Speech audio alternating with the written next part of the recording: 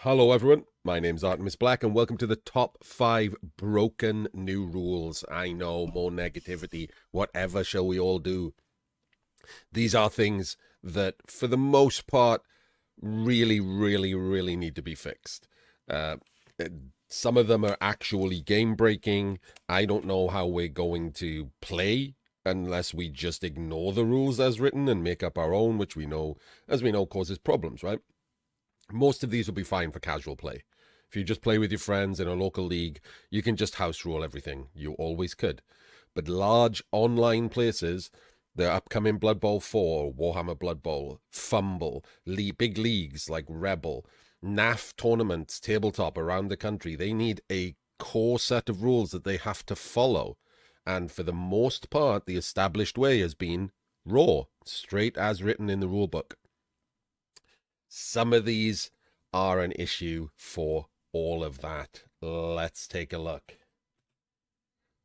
First up, we have movement. This one isn't game breaking. It's just really confusing and annoying, and it will cause arguments.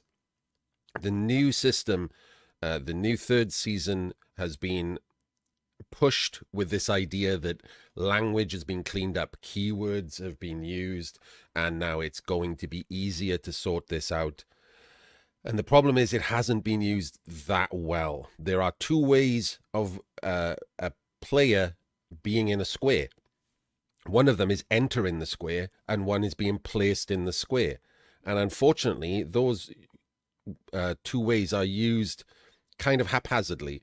Some apply to some things and some don't, and you'll have to work out which one is which. For example, let's come up with a weird example.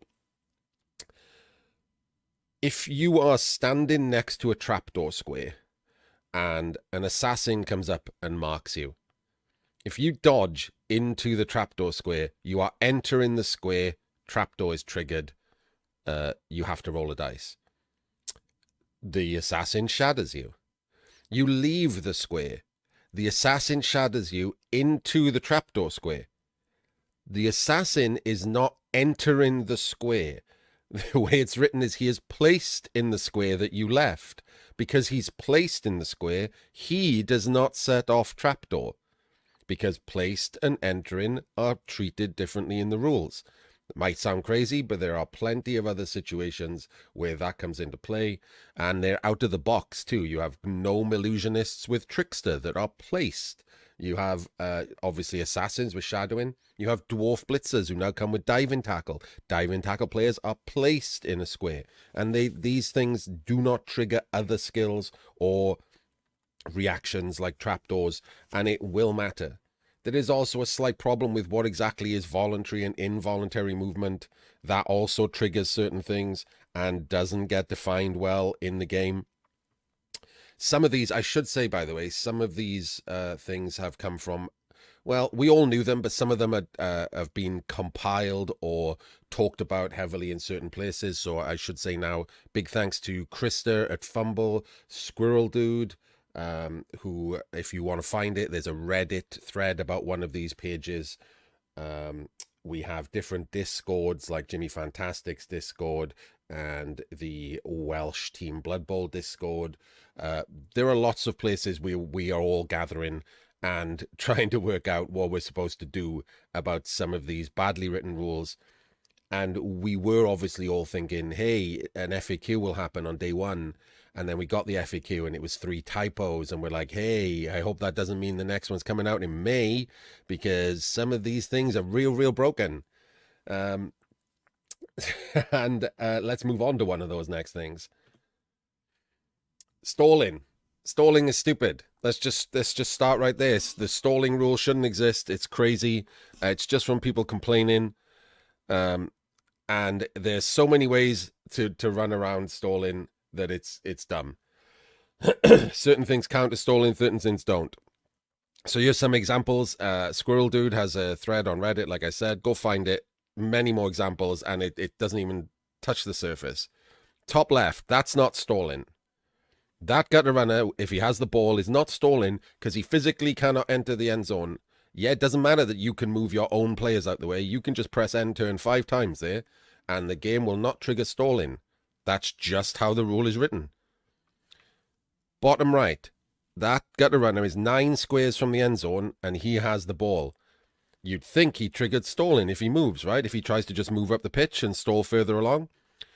That that line rat that I've put an arrow on, if he moves in front of the gutter runner, when you activate the gutter runner, because he has to go around your own players, technically he is now 10 squares from the end zone, and it is not stalling, because he would have to do a rush to score. Even though you could move the other one of the other 2 line rats out of the way, that is not how the rule is written. Very specifically, not how the rule is written. It is only tested when you activate the ball carrier. So he just walks around his own wall and walks up the pitch and stalls. Thirdly, top right, that vampire is never stalling, even though it's a guaranteed score because there's a thrall standing there. So even if he bloodlusts, it's guaranteed. He is never stalling because he always has to roll a dice. He will always have to roll bloodlust, even though it doesn't affect him. He can never stall. This is how silly this rule is. And on top of that, it's not going to work. People are going to find their ways around it. They're going to do 1 in 36s. Yeah, okay, 1 in 36 times they'll drop the ball, but they'll just pick it back up, right? If they were stalling easily in the first place, they'll just pick it back up.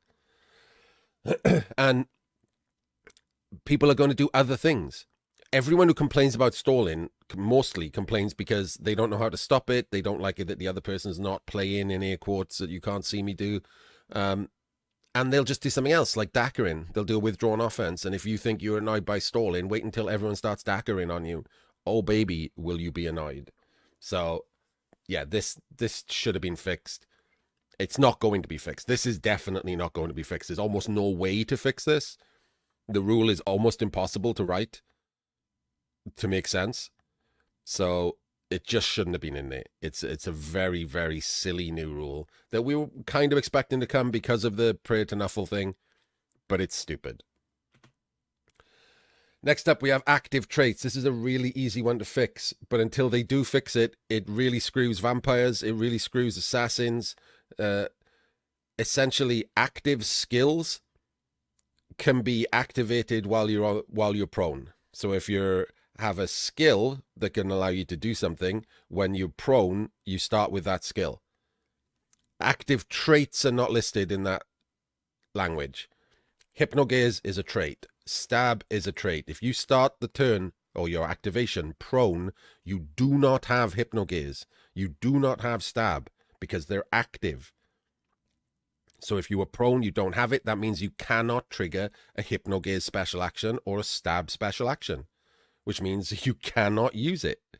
So if you start your activation prone, which, you know, vampires are prone to do, no pun intended, although I wish I had made that pun, because they get knocked down because they based someone to hypno them, they can't hypno again next turn.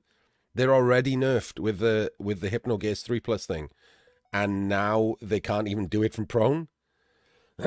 Stab, not so prevalent, but this is, vampires are dead until this is fixed. Like with the 3+ hypno, the elite skills thing, and now they can't Hypnogaze from prone. It's awful. There's also a slight problem with jump up doing things as well. Similar reason, jump up can't activate special actions, so you can't jump up stab. You can't jump up hypno. Those don't work either. Yeah, so this is really easy to fix, but until they do, sorry vampire players, you're real screwed. Number 2, this one is silly, and I don't know how to fix it. We all play Blood Bowl wrong, or rather we play wrong in our heads. When you do a test, an agility test, a dodge or whatever, you tend to add it to what you need, right? If you're agility 2+ like an elf and you got 2 tackle zones, excuse me.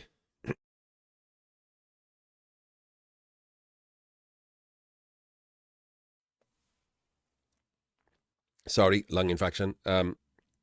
If you have 2 tackle zones, you go in your head, oh, I need 4+, but that's not how it works. Those modifiers apply to the dice.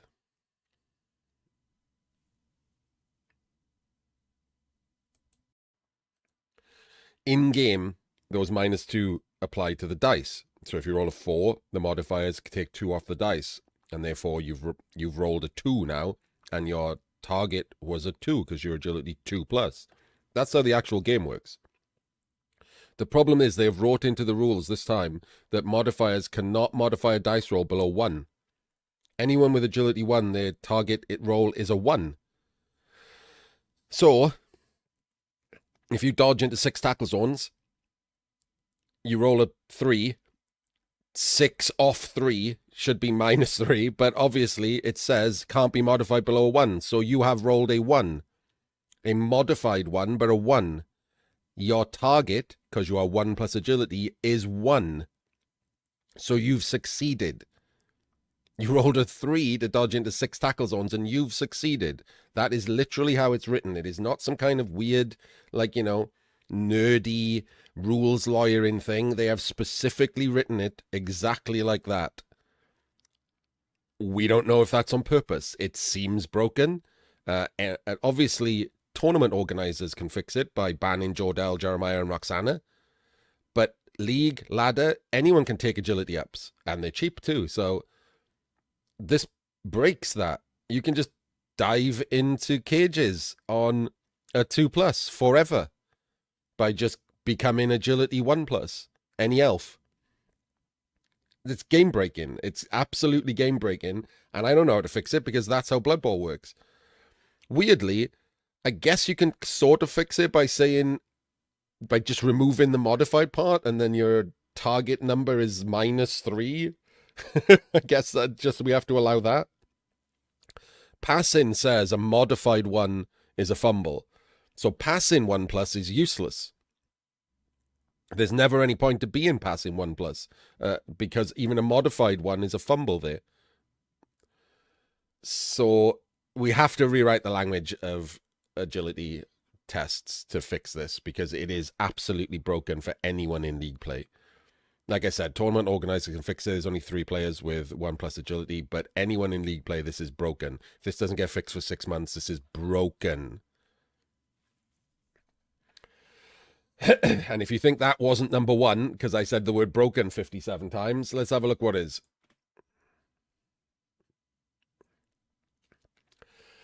Hiring and firing.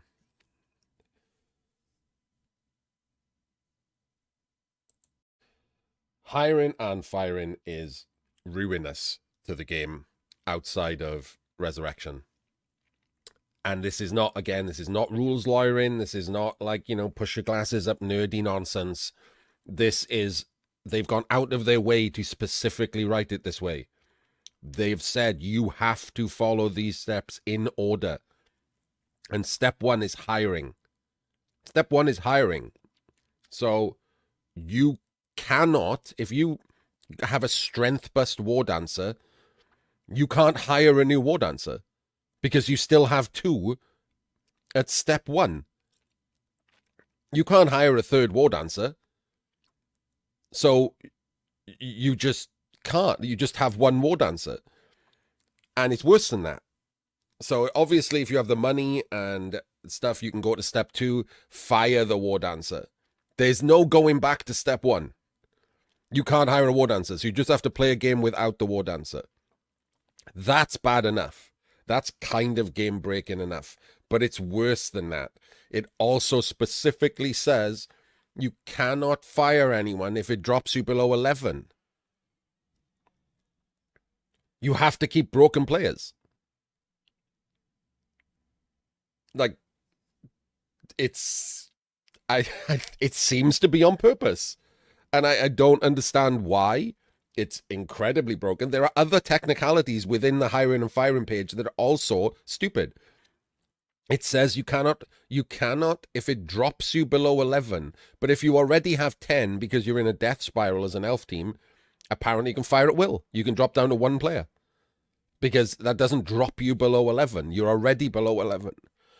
Excuse me, this lung infection is killing me. Not really, by the way. And there's a second technicality about eligible and ineligible players. So you can always fire ineligible players. So you can fire the strength guy regardless. But you might not have any money. So you might keep him for some reason. Maybe he's not strength bust. Maybe he's agility bust and you keep him. Next game, he's eligible now. You can't fire him anymore. If you still only have 11 players, you have to keep him forever now until you get enough money to buy someone first who can't be a positional you've already got filled. It's a lino. So that team is going through multiple games being handcuffed by silly hiring and firing rules. And this is going to affect, obviously, the elf teams the most. The teams that have already been ground into the dirt in third season, agility players half dead in third season. And now they're the ones that always have to put up with this. They're the ones that struggle with the death spirals and minimal positionals like war dancers, like witch elves getting injured. Those are the teams that are going to be absolutely screwed by this. You can't hire replacements for those players until you fired them, and you can't go back and hire after you've fired. You have to do it the next game. And again, this is not rules lawyering. They literally, go read the rule book. Go look at the page in your rule book. They wrote it like this on purpose. They specified you have to follow this exact order. I have no idea what they were thinking. So there we go. That to me is the most broken thing about third season. If you only play tabletop, if you only play resurrection style specifically, this one doesn't bother you. Some of the others will very much bother you, but this one doesn't bother you. But everyone out there who plays leagues, who plays ladders, who plays fumble black box, who plays rebel, this screws you. This absolutely screws you, and it is going to screw you until they fix it. So I guess we should end this on something that's not particularly negative, right? This doesn't mean that you can't fix the game yourself. This is just going to mostly affect those of us who play in big, online arenas, etc. But this needs to be out there. We all need to know this. We all need to be complaining about this. We need an FAQ before May. We really need an errata or an FAQ before May. We can't wait till May. Some of these are broken. There's other typos. There's other things that are wrong throughout the book. We really need that FAQ. So if you're out there, if you're commenting on things, feel free to just ignore all the people who are like, why are you always so negative? Like, it's not being negative to talk about the things that are actually wrong and want them to be fixed. How else do they get fixed? We want something positive for the game. We want it to be correct and work. That's not being negative. Anyway, if you want to come and argue with me and tell me that I am just negative, as you can see on the screen, you can find me on Twitch. Or if you're just a YouTuber, press all buttons, push all the bells, etc., etc. I will see you next time.